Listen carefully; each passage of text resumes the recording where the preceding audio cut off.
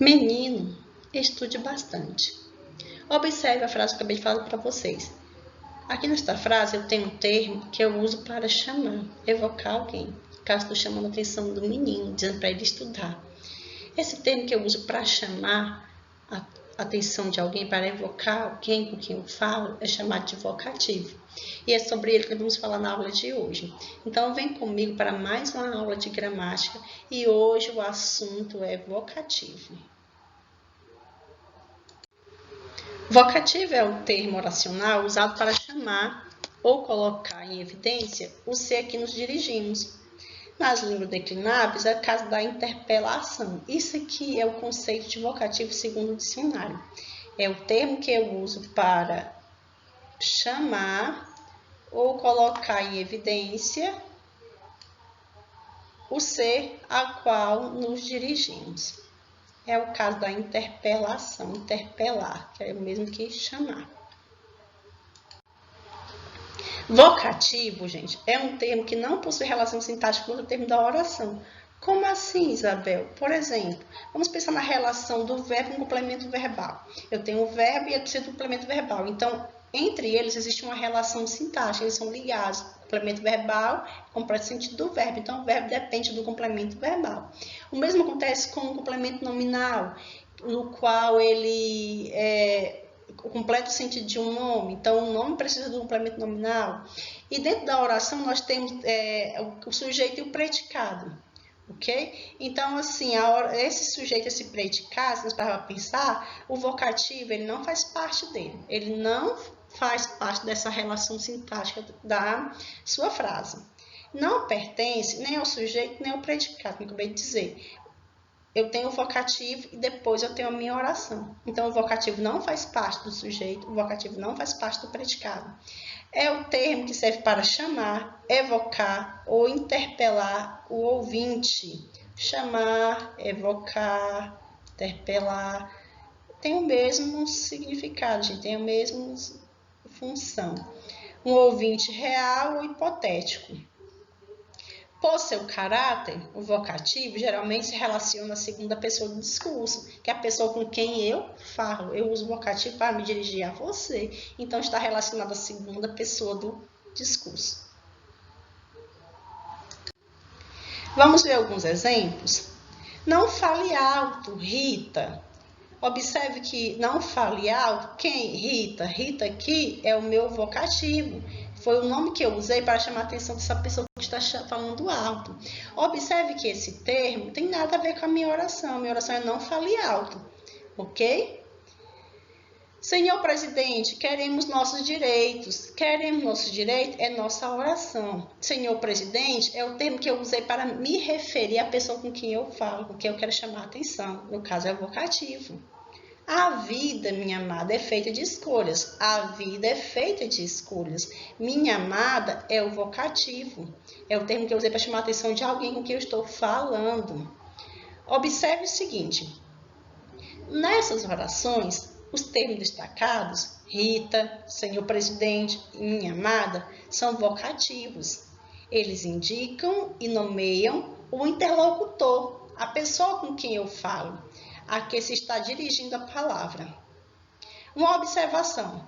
O vocativo ele pode vir antecedido por interjeições de apelo, tais como o, olá, e etc. Pode vir, mas não é muito comum não, mas é bom de saber que pode acontecer. Vamos ver o exemplo. Ó Cristo, iluminai-me em minhas decisões. Iluminai-me em minhas decisões é a minha oração. Ó Cristo é o meu vocativo. Ele não faz parte dessa relação sintática aqui. Não é sujeito e nem é predicado. O Cristo é o meu vocativo. E esse ó aqui é uma interjeição que está acompanhando o meu vocativo Cristo. Olá, professora. A senhora está muito elegante hoje. Professor é o termo que eu usei para chamar a atenção de alguém. É o vocativo. Esse olá é a interjeição. Ei, gente, temos que estudar mais. Gente, é o meu vocativo. É o nome que eu uso para chamar a atenção, para evocar as pessoas com quem eu falo. E esse e aqui é a interjeição. Então, ó, olá e são interjeições que estão acompanhando os meus vocativos. Pode acontecer? Pode. Não é muito comum, tá, gente? Mas o vocativo ele pode se vir acompanhado da interjeição. Então é bom você saber disso. E só lembrando, ele não faz parte, ele não tem nenhuma relação sintática com os termos da oração. Ele não se relaciona ao sujeito e nem ao predicado. Ele é algo à parte, você tira da oração, entendeu? Você tem a sua oração e fora a oração você tem o vocativo. Temos que estudar mais, tá vendo? Temos que estudar mais. Quem? No caso, vamos pensar quem seria o sujeito dessa oração? Seria nós temos que estudar mais. Então não é sujeito e não é o predicado. Qual é o predicado? Seria estudar mais. Então, esse gente aqui é apenas o vocativo. É o nome que eu uso para chamar a atenção da pessoa com quem eu falo. Vamos conhecer as características do vocativo. A saber, vamos destacar as características do vocativo para facilitar a análise. Ele é utilizado no discurso direto, ou seja, discurso direto é aquele que a pessoa fala, não é?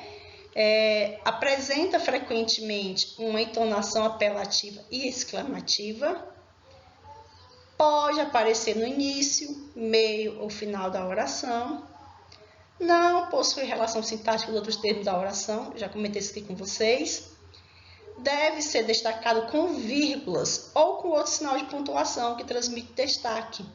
É um termo independente, não tem relação sintática nenhum com o termo da oração. Ele não pertence ao sujeito e não pertence ao predicado, ok?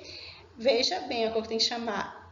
Chama a atenção de vocês aqui, o vocativo, ele vai estar sempre separado por vírgulas. Eu acho bom notar isso, tá bom? Separado por vírgula, e ele pode aparecer no início, meio ou final da oração. Eu acho muito interessante a gente destacar isso, tá bom?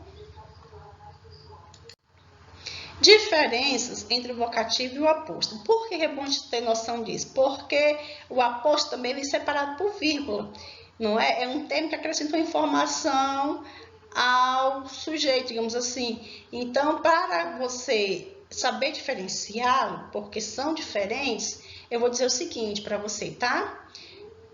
Frequentemente, vocativo é confundido com o apóstrofo, porque, em muitos casos, os dois termos nas orações aparecem separados por vírgula. Exatamente, isso aqui é o que causa essa confusão, o fato dos dois termos estarem dentro da oração separados por vírgula. Mas vale lembrar o seguinte para você, o vocativo é um termo que não estabelece qualquer tipo de relação sintática com o termo da oração. Ele é fora da oração, ele não faz parte do sujeito, ele não faz parte do predicado, ok? Ele é apenas utilizado para chamar, para evocar a atenção da pessoa com quem eu falo, a quem eu me dirijo. E aí essa interpelação, ela é separada por vírgula, tranquilo para vocês? Mas sempre levando-se em consideração o fato de que ele não é relacionado a nenhum termo da oração. Contudo, no caso do apóstolo, a gente tem que entender que ele tem sim uma relação com outro termo da oração. Ele tem uma relação sintática com outro termo. Por exemplo, Anitta, cantora pop, fez um show ontem. Anitta, vírgula, cantora pop, fez um show ontem. Quando coloca-se cantora pop entre vírgulas, a função aqui é apóstrofo. E esse apóstrofo está retomando a palavra Anitta, que é o sujeito da minha oração. Anitta fez um show ontem. Então, o apóstrofo ele tem essa relação sintática com outro termo, no caso com o sujeito, que é de esclarecer, de trazer uma informação a mais sobre ele, não é assim? Então, observe, vocativo não faz parte da oração, não é ligado ao sujeito nem ao predicado. Já o apóstrofo, ele tem uma relação com outro termo da oração, tá? Ele estabelece uma relação sintática entre eles, no caso o apóstrofo e o termo da oração.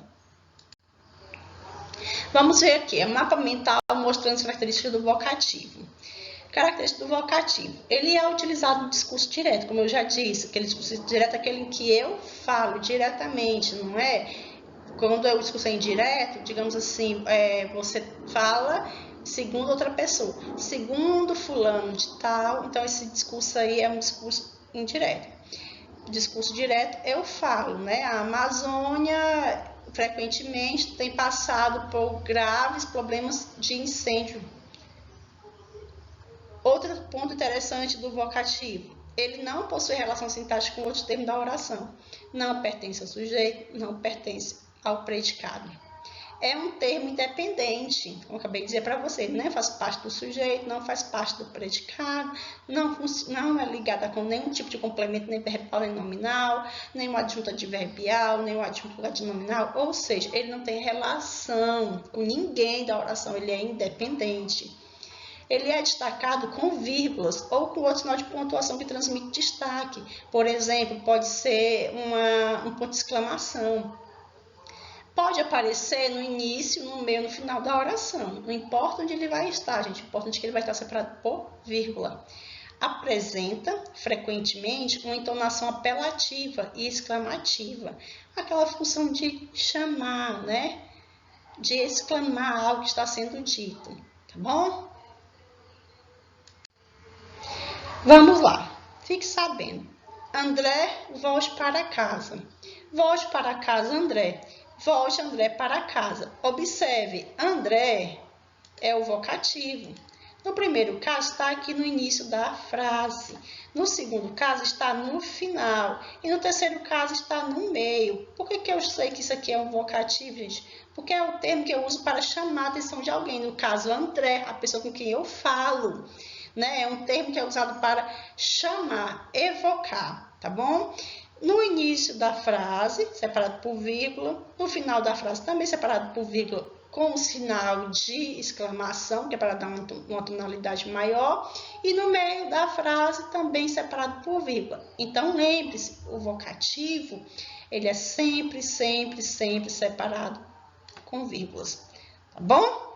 Então, assim, nós chegamos ao final de mais uma aula. Eu espero que vocês tenham gostado. Obrigada pela atenção. E eu espero vocês lá na nossa sala de WhatsApp para conversar comigo sobre o vocativo, tá bom? Tchau, beijo, até a próxima e fiquem com Deus. Beijo!